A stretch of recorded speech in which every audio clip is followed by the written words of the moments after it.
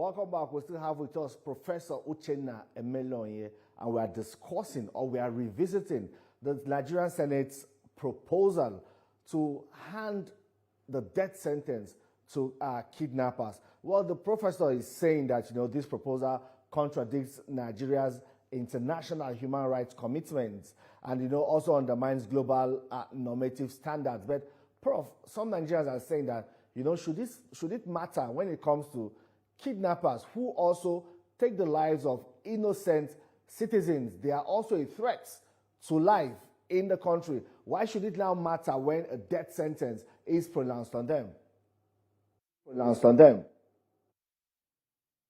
I deliberately chose not to pitch my argument on normative grounds based on Nigeria's obligation internationally, because that would sound theoretical for an average Nigerian.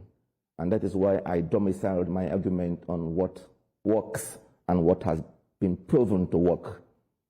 In any case, Nigeria has signed the International Covenant on Civil and Political Rights, which has an optional protocol on the abolition of death penalty. In truth, Nigeria has not signed this optional protocol, so legally speaking, it is not bound by that provision. But however, there's been a moratorium in Nigeria that in the last 9 years, there's never been an execution. And just next year, it will be the 10th year. So Nigeria is making steps towards the abolitionist jurisdiction and joining the countries in the world where death penalty is no longer applicable. So that is the trajectory Nigeria is going. And we are at that point where we seem to be stepping backwards. But that is not the substratum of my argument. That is not the basis of my proposition. That is not the strength of my advocacy.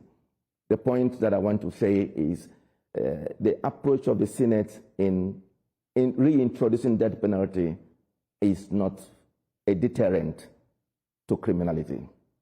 What would deter criminals and kidnappers is not the likelihood of being executed.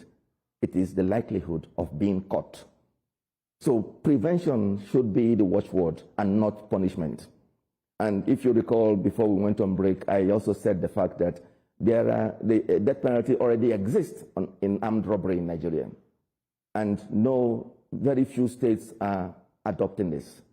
Even when they do adopt it, there's this restriction that is questionable, and which is the fact that inmates that come into inmates sentenced and moved to death row needs to be executed according to when they come in. But if you look at the last 3 executions, particularly the 2 that happened in Edo State, which is the most recent, the people executed were not the next in turn to be executed. So the question now becomes, what discretion did the governor apply to choose who to execute and who to execute? So that discretion is too much, particularly when it involves irreversible life.